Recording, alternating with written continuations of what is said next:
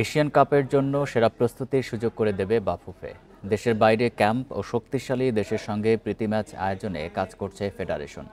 কঠিন গ্রুপে পড়লেও অস্ট্রেলিয়া মিশনে ভালো করার প্রত্যাশা নারী উইংয়ের প্রধান মাহফুজা আক্তার কিরণের। কোচিং স্টাফে আরও ৩ বিদেশি যুক্ত করার কথা বলেছেন তিনি। দক্ষিণ এশিয়ার সেরা বিশ্বকাপ ও অলিম্পিক স্বপ্ন নিয়ে এগোচ্ছে বাংলাদেশ নারী দল। প্রথমবার এশিয়ান কাপ মিশনে খেলবে কঠিন গ্রুপে। পড়েছে চীন, উত্তর কোরিয়ার মতো পরাশক্তি, আছে উজবেকিস্তান। 2026-এর মার্চে অস্ট্রেলিয়ায় চমক দেখাতেই যাবে লাল সবুজ। সেরা প্রস্তুতির জন্য কাজ শুরু বাফুফের। শক্তিশালী দেশের সঙ্গে প্রীতি ম্যাচ আয়োজনের চেষ্টা চলমান।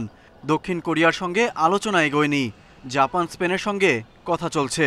এইমাত্রই সাউথ কোরিয়ার প্রেসিডেন্টের সাথে আমার কথা হয়েছে যে সাউথ কোরিয়ার সাথে আমরা পাচ্ছি না, তো সব কিছু মানে এখন তো জাপান কোরিয়া আমি নক করতেছি, এরকম আরও অনেক দেশের সাথে কথা বলবো, ইউরোপ স্পেনও আমি কথা বলবো, ঠিক আছে।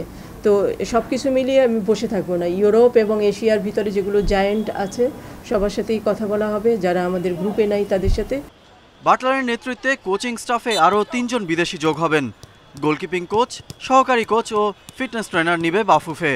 আরও 3টা জিনিস দরকার, এক হচ্ছে গোলকিপিং কোচ, আর উইমেন্স অ্যাসিস্ট্যান্ট কোচ, আর ফিজিক্যাল ফিটনেস। কোনোটা লোকাল না, ফরেন। এই 3টার জন্য আমি তাবিদাউলকে বলেছি, তাবিদাউল বলছে আমাকে দেখার জন্য, তো আমি দেখতেছি। 1 সেপ্টেম্বর থেকে শুরু হবে camp.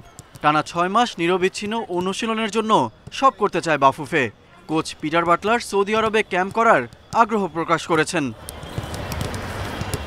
Ghalib Hasan, independent news.